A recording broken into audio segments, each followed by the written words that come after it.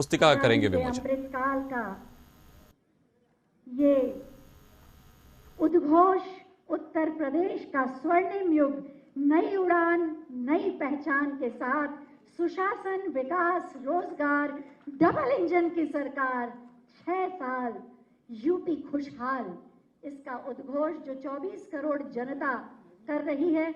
उत्सवों का प्रदेश है ये, जो न जाने कितने नामों से जाना जाने लगा। उत्सवों का प्रदेश, एक्सप्रेस प्रदेश, निवेश प्रदेश, देश में सर्वाधिक एयरपोर्ट वाला प्रदेश, ऐसे उपनामों से विभूषित है हमारा उत्तर प्रदेश, जिसका कुशल नेतृत्व कर रहे हैं माननीय मुख्यमंत्री महोदय।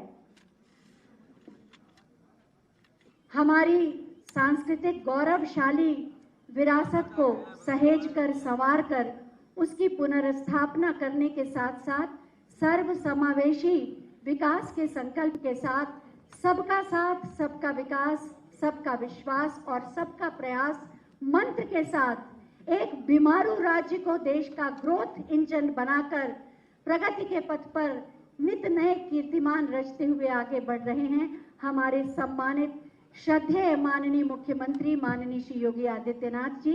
मैं बहुत ही आदर के साथ माननीय मुख्यमंत्री महोदय से अनुरोध करूंगी कि अपने उद्बोधन से हमारा मार्गदर्शन करें।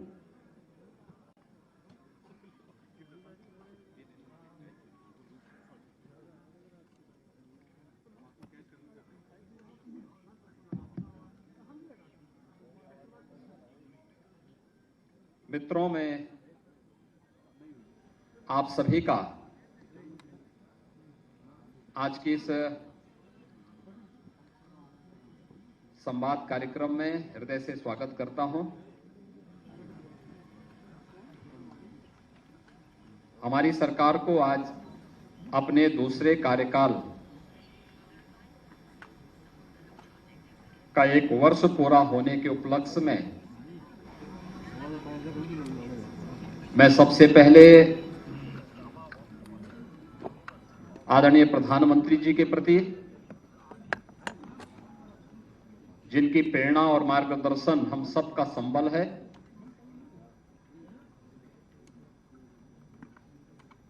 जिनके मार्गदर्शन में उत्तर प्रदेश ने देश और दुनिया में अपनी एक अलग और नई पहचान बनाई है। मैं इसके लिए आदरणीय प्रधानमंत्री जी के मार्गदर्शन के लिए हृदय से आभार व्यक्त करता हूं। मैं आभार व्यक्त करता हूं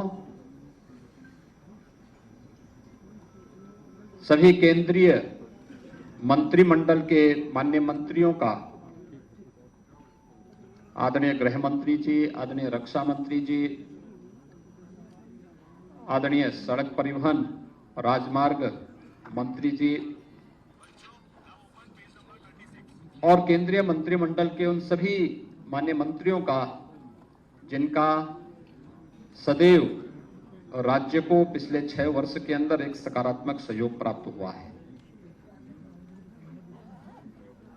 केंद्रीय नेतृत्व का, माननीय राष्ट्रीय अध्यक्ष जी का, राष्ट्रीय संगठन महामंत्री जी का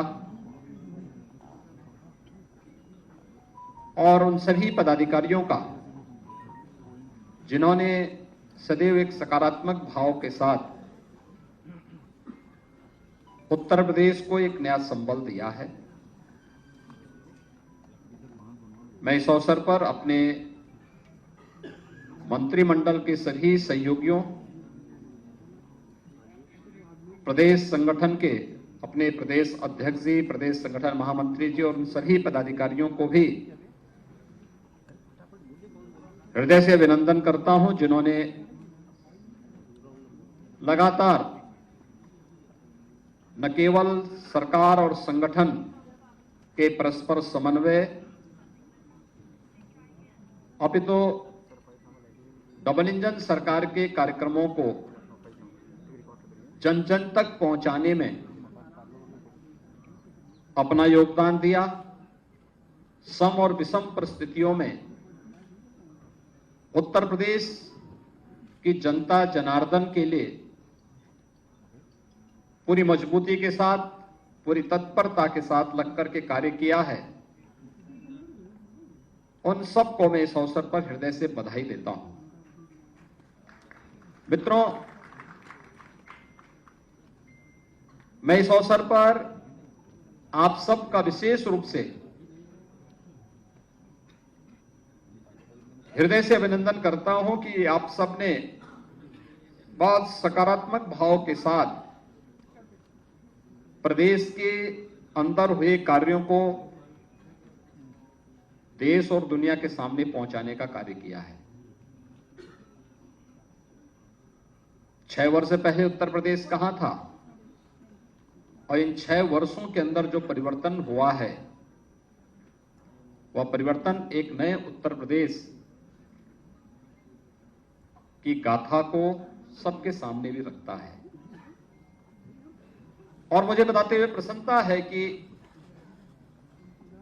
ये 6 वर्ष उत्तर प्रदेश के लिए अत्यंत महत्वपूर्ण रहे हैं। फुल मेजॉरिटी की सरकार और सरकार की स्थिरता का मतलब क्या होता है? यह भारतीय जनता पार्टी की सरकार ने उत्तर प्रदेश के अंदर परस्पर समन्वय और संवाद के माध्यम से उसे प्राप्त किया है। पिछले 6 वर्षों के अंदर हमारी सरकार ने आदरणीय प्रधानमंत्री जी के मार्गदर्शन और प्रेरणा से उत्तर प्रदेश के समग्र विकास की अपनी एक कार्य योजना जो बनाई थी, पूरी ईमानदारी के साथ उसे लागू करने के लिए हर स्तर पर प्रयास किया। आज उसके परिणाम भी हम सबके सामने हैं। ये जो 10 सेक्टर हम लोगों ने इसके लिए चिन्हित किए, तो उत्तर प्रदेश के अंदर जो परंपरागत जाति, मत, मजहब, भ्रष्टाचार, परिवारवाद, इस सब के नाम पर जो राजनीति होती थी, इससे अलग हट करके उत्तर प्रदेश की पहचान, उत्तर प्रदेश के अनुरूप असीम संभावनाओं वाले प्रदेश के रूप में उत्तर प्रदेश की पहचान हो, उस रूप में उसे आगे बढ़ाने के लिए जो 10 सेक्टर चिन्हित हुए, उस पर हमारी पूरी टीम ने काम किया। ये 6 वर्ष में से मित्रों 3 वर्ष तो वैश्विक महामारी कोरोना से लड़ते हुए, जूझते हुए व्यतीत हुए, और उसी में हम लोगों ने राह भी निकाली। मुझे बताते हुए प्रसन्नता है कि उत्तर प्रदेश ने इस दौरान अनेक उपलब्धियां हासिल की। जो उत्तर प्रदेश जिसके बारे में कहा जाता था कि उत्तर प्रदेश में विकास नहीं हो सकता, विकास की कोई सोच नहीं है, आज वह आदरणीय प्रधानमंत्री जी की सभी फ्लैगशिप स्कीम में देश के अंदर नंबर 1 की दौड़ में है, नंबर 1 की यात्रा को आगे बढ़ा रहा है। ये वही उत्तर प्रदेश है जिसके बारे में लोगों की धारणा थी कि नहीं, वहां तो परिवारवाद है, वहां भ्रष्टाचार है, वहां हर दूसरे तीसरे दिन एक दंगा होता है। 6 वर्ष के अंदर उत्तर प्रदेश दंगा मुक्त हुआ। 6 वर्ष में उत्तर प्रदेश ने अपने इंफ्रास्ट्रक्चर को बेहतर किया है। देश के सबसे अच्छे इंफ्रास्ट्रक्चर वाले राज्यों में उत्तर प्रदेश की गिनती हो रही है। अपने युवाओं के बारे में एक बेहतरीन सोच को आगे बढ़ाने वाले राज्य के रूप में हो रही है। जहां सरकारी नौकरियों में पूरी ईमानदारी और पारदर्शिता तो रहेगी ही, लेकिन निजी क्षेत्र में भी नौकरी और रोजगार की ढेर सारी संभावनाओं को आगे बढ़ाने के लिए, जो प्रयास हुए हैं डबल इंजन सरकार के द्वारा, उसके परिणाम भी हम सबके सामने हैं। आज आप देख सकते हैं उत्तर प्रदेश के अंदर 1 करोड़ से अधिक निराश्रित महिला, वृद्धावस्था पाने वाली, पेंशन पाने वाली महिलाओं, दिव्यांगजनों को 12,000 रुपए सालाना केवल पेंशन की सुविधा उत्तर प्रदेश वर्तमान में उपलब्ध करा रहा है। ये वही उत्तर प्रदेश है जहां पर तमाम अभिभावक इस बात के लिए चिंतित रहते थे कि बिटिया विवाह योग्य होगी क्या होगा, बेटी को कैसे पढ़ाएंगे। आज 14 लाख से अधिक बेटियों को मुख्यमंत्री कन्या सुमंगला योजना से आच्छादित किया गया है और प्रदेश के अंदर बिटिया की पढ़ाई पूरी होगी तो मुख्यमंत्री सामूहिक विवाह योजना भी उस बेटी की शादी के लिए शासन के सहयोग से इस कार्यक्रम को आगे बढ़ाने का कार्य करेगी। 2.25 लाख से अधिक बेटियों की शादी ब्याह से संपन्न हो गया। लगातार इस पे कार्य चल रहे हैं। महिला स्वयंसेवी समूह एक नए मॉडल के रूप में आज उत्तर प्रदेश के अंदर कार्य कर रही है। महिला और बाल विकास विभाग के पोषाहार योजना को हर कुपोषित परिवार तक पहुंचाने का कार्य और उनके स्वयं के प्लांट हर ब्लॉक खंड स्तर पर लगाए जा रहे हैं। वहीं महिला सशक्तिकरण, स्वावलंबन और सम्मान के एक आदर्श के रूप में भी उत्तर प्रदेश आगे बढ़ा है। युवाओं को आसानी से नौकरी भी मिल सके, वे आर्थिक स्वावलंबन की ओर अग्रसर भी हो सके, उनके द्वारा स्वतः रोजगार को भी आगे बढ़ाने का प्रयास हो सके। उत्तर प्रदेश आज अपने एमएसएमई को जिस रूप में प्रमोट किया है, 1 डिस्ट्रिक्ट 1 प्रोडक्ट की योजना आज उत्तर प्रदेश में ही नहीं देश में और दुनिया में एक नई धूम मचा रहा है।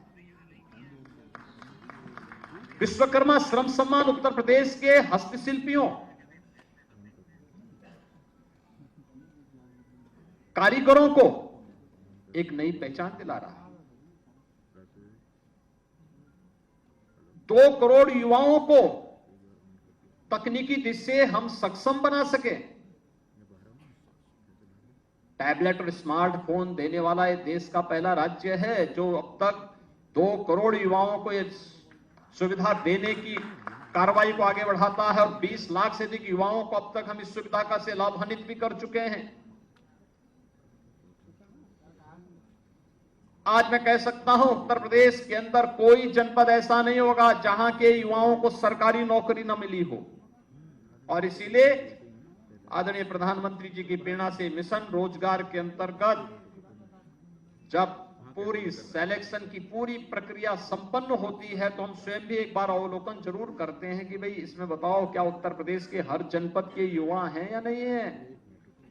आज वह भी तस्वीर हम सबके सामने देखने को मिलती है। हर जनपद के युवाओं को उसमें स्थान मिलता है, बिना भेदभाव के मिलता है और सम्मानजनक ढंग से हर तबके का युवा उत्तर प्रदेश के अंदर आकर के न केवल सरकारी नौकरी बल्कि आज निवेश के बेहतरीन गंतव्य के रूप में भी जिस स्थान को उसने आगे बढ़ाया है,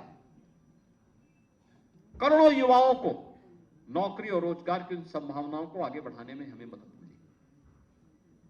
कोविड कालखंड में हर व्यक्ति इस बात को जानता है कि कैसे उत्तर प्रदेश की 1 डिस्ट्रिक्ट 1 प्रोडक्ट की प्रोग्राम ने, परियोजना ने आने वाले हर कामगार और श्रमिक के हाथों को कार्य दिया था, उन्हें बेरोजगार नहीं होने दिया था। विपत्ति के समय भी, चुनौती के समय भी कैसे कार्य होता है, उत्तर प्रदेश एक रोल मॉडल के रूप में प्रस्तुत हुआ था कि नहीं, हम करके दिखा सकते हैं, हम चुनौती का सामना हम करेंगे। उत्तर प्रदेश ने मानक भी प्रस्तुत किए। कानून व्यवस्था कैसे होनी चाहिए, उत्तर प्रदेश जैसे राज्य के बारे में लोग कहते थे यह संभव है, उत्तर प्रदेश की टीम ने उसे संभव बना दिया है। लेकिन इसके लिए प्रयास हुए। पुलिस की भर्ती पारदर्शी तरीके से संपन्न हो, यह उत्तर प्रदेश में हुआ। 1,64,000 से अधिक पुलिस की भर्ती की प्रक्रिया को पारदर्शी तरीके से संपन्न किया गया।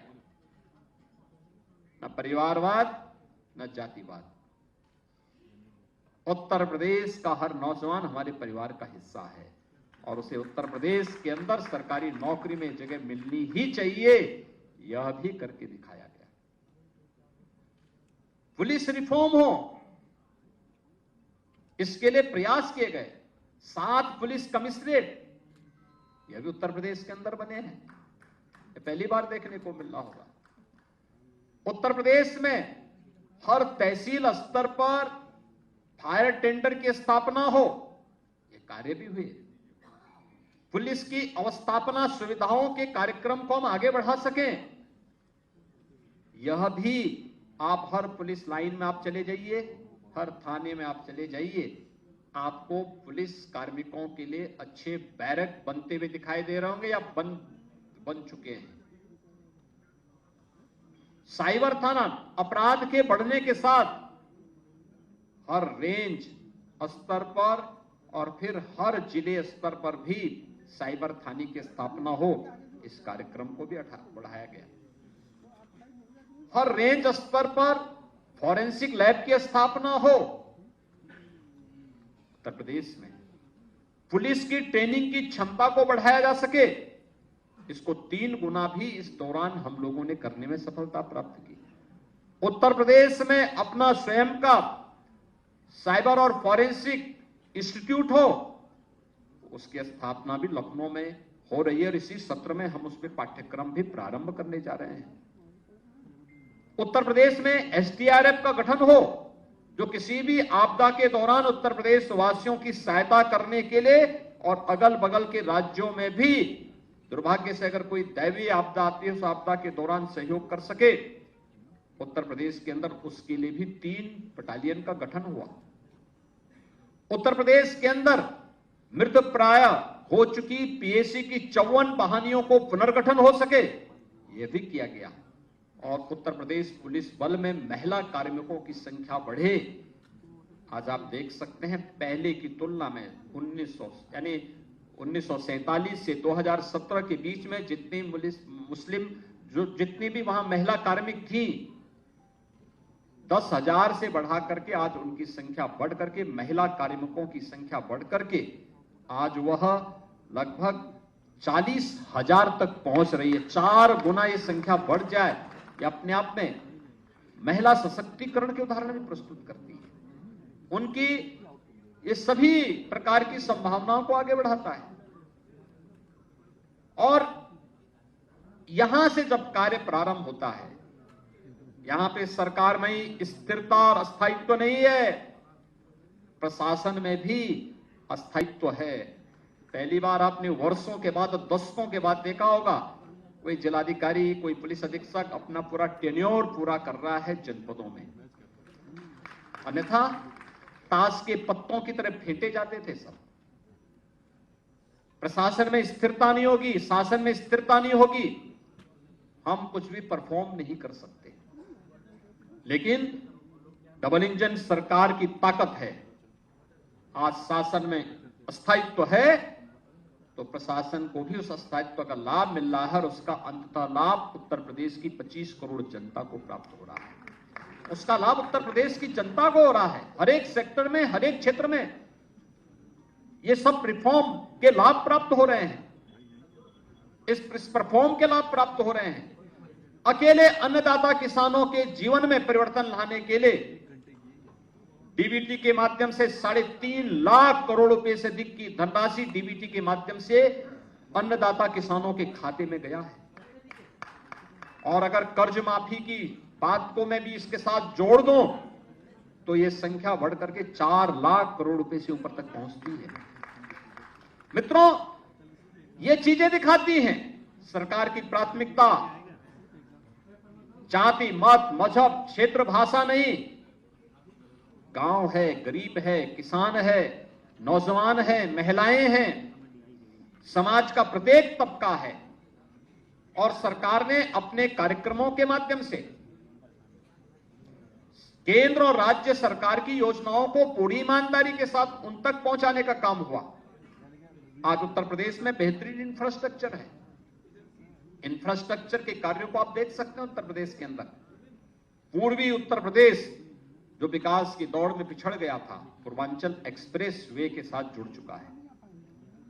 बुंदेलखंड जो आर्थिक रूप से विपन्न माना जाता था, आज बुंदेलखंड एक्सप्रेस वे के साथ जुड़ चुका है। पश्चिमी उत्तर प्रदेश को मध्य उत्तर प्रदेश और पूर्वी उत्तर प्रदेश से जोड़ने के लिए आज गंगा एक्सप्रेस वे पर कार्य युद्ध स्तर पर चल रहा है। और मुझे लगता है कि अब तक हम लोग 12% से अधिक काम उस पर संपन्न कर चुके हैं। तेजी के साथ कार्य चल रहा है और हमारा प्रयास है कि प्रयागराज कुंभ 2025 के पहले गंगा एक्सप्रेसवे का निर्माण पूरा हो और पश्चिमी उत्तर प्रदेश से आने वाले सभी श्रद्धालुओं को प्रयागराज कुंभ में आने का अवसर प्राप्त हो तो गंगा एक्सप्रेसवे उनके स्वागत के लिए तैयार हो जाए। आज उत्तर प्रदेश में एयर कनेक्टिविटी बेहतर, रोड कनेक्टिविटी बेहतर हुई है। इंटर स्टेट कनेक्टिविटी को 4 लेन के साथ जोड़ा गया। हर जिला मुख्यालय को 4 लेन के साथ जोड़ने की कार्रवाई या तो पूरी हो चुकी है या युद्ध स्तर पर चल रही है। हर जिला मुख्यालय को एक रिंग रोड से जोड़ा जाए जिससे सिटी के अंदर के अनावश्यक कंजेशन को दूर किया जा सके। आज उस पर भी उत्तर प्रदेश ने तेजी के साथ अपने कार्यक्रम को आगे बढ़ाया है। गांव-गांव की सड़क मार्गों को बेहतरीन करने का कार्य हुआ है और ये कार्यक्रम निरंतर आगे बढ़ रहे हैं। मेट्रो अंत तक दोनों एयरपोर्ट को क्रियाशील कर देंगे। देश का पहला वाटरवे नंबर 1 ये यूपी के अंदर हल्दिया से वाराणसी के बीच में जुड़ चुका है। आदरणीय प्रधानमंत्री जी ने 13 जनवरी को दुनिया के सबसे लंबे रिवर क्रूज का उद्घाटन वाराणसी से डिब्रूगढ़ के लिए किया। यानी पूर्वी बंदरगाह से जो उत्तर प्रदेश को हमेशा इस बात का रहता था, मलाल रहता था कि हमारे पास किसी भी बंदरगाह से जुड़ने के लिए कोई माध्यम नहीं है। हमने अपनी पतित पावन नदियों को उसको माध्यम बनाया है और आज हम लोग पूर्वी बंदरगाह से सीधे सीधे जुड़ सकते हैं और पूर्वी बंदरगाह के साथ जुड़ते हुए आज वाराणसी से हल्दिया के बीच में वाटरवे प्रारंभ हो चुका है। प्रदेश सरकार इस दिशा में और अन्य क्षेत्रों में अन्य सेक्टर को भी तलाश रही है जहां पर कार्गो की बेहतरीन फैसिलिटी हम जिसके माध्यम से दे सके। हम वहां पर अन्य तमाम सुविधाओं से युक्त सुविधाएं दे रहे हैं जिससे किसान के उत्पाद को हम वैश्विक बाजार तक पहुंचाने में हमें सफलता प्राप्त हो सके। ये सभी कार्यक्रम इसके साथ जुड़ रहे हैं। मित्रों, पिछले 6 वर्ष के अंदर उत्तर प्रदेश ने सचमुच अपना परसेप्शन बदला है। आज उत्तर प्रदेश के बारे में कोई नेगेटिव टिप्पणी नहीं करता, नकारात्मक नहीं सोचता। आज उत्तर प्रदेश का नाम सुनते ही लोगों के चेहरे पे एक नई चमक आती है, बाहर के लोगों के मन में एक चमक आती है। और नहीं तो 6 वर्ष पहले तक उत्तर प्रदेश का नाम सुनने पर लोग बड़ी संदेह और की दृश्य देखते थे। ये जो परसेप्शन चेंज हुआ है, मैं मानता हूं ये हमारी सरकार की, डबल इंजन सरकार की सबसे बड़ी उपलब्धियों में से एक है। हमारे नौजवानों के सामने पहचान का संकट आज के दिन पे नहीं है। हमारे नौजवानों के सामने किसी भी प्रकार का कोई अपनी पहचान को छुपाने का आज उनके सामने किसी प्रकार का कोई संकट नहीं आ सकता। आज वे जहां भी जाएंगे लोग बड़े सम्मान के साथ उन्हें उनकी योग्यता और उनकी क्षमता के अनुरूप उत्तर प्रदेश अपने अपने राज्यों में, अपने अपने देशों में कार्य देने को तैयार है। लेकिन उत्तर प्रदेश स्वयं ही तैयार हो चुका है। हमारी सरकार ने जब अपने दूसरा कार्यकाल प्रारंभ किया तो हमने फिर से अपनी उसी स्पीड को, डबल इंजन की सरकार है तो डबल और ट्रिपल स्पीड के साथ अपने कार्यक्रम को आगे बढ़ाने का कार्य भी किया। याद करिए, जब कार्यक्रम की शुरुआत ही हम लोगों ने आदरणीय प्रधानमंत्री जी के द्वारा 80,000 करोड़ रुपए की परियोजनाओं के ग्राउंड ब्रेकिंग के कार्यक्रम के साथ इस अभियान को शुरुआत किया था। ग्राउंड ब्रेकिंग का मतलब इतने 1000 करोड़ रुपए की परियोजनाओं के शिलान्यास का कार्यक्रम, औद्योगिक विकास से जुड़ी हुई परियोजनाओं का। अब तक हमारी सरकार के इस कालखंड में, 6 वर्ष के कालखंड में 5 लाख करोड़ रुपए से अधिक की निजी क्षेत्र की औद्योगिक परियोजनाओं का न केवल शिलान्यास हुआ बल्कि बहुत सारी इकाइयां तो इसमें अपना प्रोडक्शन भी शुरू कर दी। लाखों नौजवानों को इससे नौकरी मिली। और ग्लोबल इन्वेस्टर समिट, ये तो सबके सामने है, 35 लाख करोड़ रुपए की परियोजनाओं का लाभ उत्तर प्रदेश को प्राप्त हो, ये तो लोगों के लिए कौतूहल और आश्चर्य है। हर व्यक्ति ने सोचा उत्तर प्रदेश में 35 लाख करोड़ रुपए के प्रस्ताव आ जाएं। यह भी हुआ है और आप तो सब उसके साक्षी रहे हैं। कैसे 25 सेक्टोरियल पॉलिसीज बना करके अलग अलग सेक्टर में, पहले चरण में आपने देखा होगा कैसे उत्तर प्रदेश ने इस यात्रा को आगे बढ़ाया था। चाहे वह उत्तर प्रदेश के अंदर स्वच्छ भारत मिशन के अंतर्गत शौचालय बनाने के कार्य रहे हों, पहले 2.5 वर्ष में मात्र 25 लाख शौचालय बने थे और अगले 1.5 वर्ष के अंदर 17 से लेकर के 18-19 के बीच में मात्र 1.5 वर्ष का कार्यकाल हमें मिला था। जब इसे अक्टूबर 2018 के अंदर इस कार्यक्रम को पूरा करना था, तब हमने 2 करोड़ 61 लाख शौचालयों का निर्माण किया था। पहले 12 से 17 के बीच में प्रधानमंत्री आवासीय योजना, अगर शहरी क्षेत्र में, ग्रामीण क्षेत्र में तो खैर कोई कार्य यहां पे लागू नहीं किया गया था, लेकिन अगर मैं शहरी क्षेत्र की बात करूं तो 18,000 सैंक्शन हुए थे, कोई बना नहीं था। और वर्तमान में ग्रामीण और शहरी में प्रधानमंत्री आवास योजना की मैं बात करूं तो पिछले 6 वर्ष के अंदर 52,77,000 आवास तो केवल ग्रामीण क्षेत्र और शहरी क्षेत्र में हमने स्वीकृत किए हैं। इसके अलावा 1 लाख से ऊपर आवास मुख्यमंत्री आवास योजना में भी उन गरीबों को उपलब्ध करवाए गए हैं जिनमें मुसहर है, बनटांगिया है, थारू है, कोल है, सहरिया है, इन सभी जातियों से जुड़े हुए लोग हैं जिनकी वाइस कम थी, जिन तक शासन की योजनाएं आजादी के 70 वर्षों तक नहीं पहुंच पाई थी, उन तक पहुंचाने का काम भी सफलतापूर्वक किया गया। विद्युत आपूर्ति की वीआईपी कल्चर की व्यवस्था को समाप्त किया गया और प्रदेश के सभी 75 जनपदों में ग्रामीण और शहरी क्षेत्र में समान रूप से विद्युत की आपूर्ति भी की गई। ये आपने देखा होगा, अर्थव्यवस्था में उत्तर प्रदेश जो 6ठे स्थान पर था, आज मित्रों मुझे बताते प्रसन्नता है, ईज ऑफ डूइंग बिजनेस में उत्तर प्रदेश आज नंबर 2 स्थान पर भी है और देश के अंदर अचीवर स्टेट के रूप में अपना स्थान भी बनाया हुआ है। बजट के आकार को हमने दोगुने से अधिक बढ़ाने में सफलता प्राप्त की तो उत्तर प्रदेश के अंदर प्रति व्यक्ति आय जो नेशनल एवरेज की 1/3 थी 2017 में, आज उसको हम उत्तर प्रदेश के अंदर उत्तर प्रदेश की प्रति व्यक्ति आय को डबल करने में हमें सफलता प्राप्त हुई है।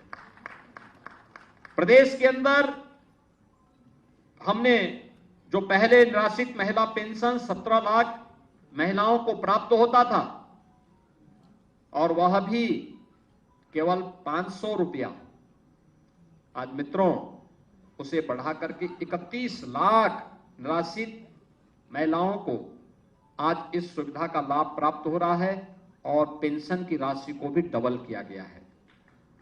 वृद्धावस्था पेंशन जो पहले 37 लाख इसके लाभार्थी थे और उन्हें 500 रुपये मासिक की सुविधा प्राप्त होती थी, आज 56 लाख महिलाओं को इस सुविधा का लाभ दिया जा रहा है और डबल हमने पेंशन की सुविधा भी डबल की है।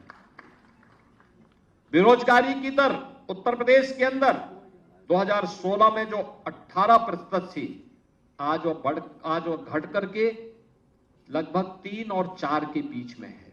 ये चीजें दिखाती हैं उत्तर प्रदेश के अंदर रोजगार की संभावनाएं बढ़ी हैं और हर एक सेक्टर में उत्तर प्रदेश आगे बढ़ा है। उत्तर प्रदेश के अंदर अगर आप देखेंगे 7 से लेके 17 के बीच 10 वर्षों में जितना गन्ना मूल्य का भुगतान हुआ, हम लोगों ने 6 वर्ष में उससे डबल गन्ना मूल्य का भुगतान किया है। और मुझे बताते हुए प्रसन्नता है कि हमारी सरकार अब तक 2,02,000 करोड़ रुपए से अधिक का गन्ना मूल्य का भुगतान कर चुकी है। अगर धान और गेहूं के क्रय में ही देखें, 17 के पहले कोई प्रोक्योरमेंट की पॉलिसी नहीं थी। दलाल और एजेंट के माध्यम से ये सब खरीदे जाते थे। हमारी सरकार ने मीडिएटर की व्यवस्था समाप्त की। अगर धान क्रय का आप देखेंगे तो इससे पहले 12 से 17 के बीच में मात्र 123 लाख मीट्रिक टन धान का क्रय बिचौलियों के माध्यम से हुआ था, जिसमें से मात्र 17,190 करोड़ रुपए किसान के पास गए, किसान को दिए गए थे, यानी बिचौलियों को उपलब्ध कराए गए थे, उनके माध्यम से किसान के पास गए होंगे, यानी सही दाम किसान को नहीं मिले। लेकिन 17 से लेकर अब तक अगर आप देखेंगे तो 344 यानी 345 लाख मीट्रिक टन धान का क्रय हुआ और जिसमें लगभग 64,000 करोड़ रुपए का भुगतान सीधे सीधे अन्नदाता किसानों के खाते में गया। डीबीटी के माध्यम से इस धनराशि को उपलब्ध करवाने का कार्य हुआ। ऐसे ही गेहूं के मामले में आप देखेंगे कि 12 से 17 के बीच कुल 94 लाख मीट्रिक टन गेहूं का क्रय हुआ, वह भी बिचौलियों के माध्यम से, और 12,800 करोड़ रुपए का भुगतान 12 से 17 के बीच में बिचौलियों को हुआ, फिर बिचौलियों ने किसान तक पहुंचाया होगा। लेकिन 17 से लेकर के 23 के बीच में हम लोगों ने अब तक 219 लाख मीट्रिक टन गेहूं का खरीद किया, 40,159 करोड़ रुपए का भुगतान डीबीटी के माध्यम से अन्नदाता किसान के खाते में किया है। किसान यानी किसी भी सेक्टर में आज उत्तर प्रदेश इथेनॉल उत्पादन का देश का नंबर 1 राज्य है। देश के अंदर 118 करोड़ लीटर इथेनॉल का उत्पादन उत्तर प्रदेश आज कर रहा है और 1 डिस्ट्रिक्ट 1 मेडिकल कॉलेज की तरफ हम बढ़ चुके हैं। आज मुझे बताते हुए प्रसन्नता है, उत्तर प्रदेश के सभी 75 जनपदों में मेडिकल कॉलेज का निर्माण या तो हो चुका है या निर्माणाधीन है, या फिर 3-4 जिले जो बचे हैं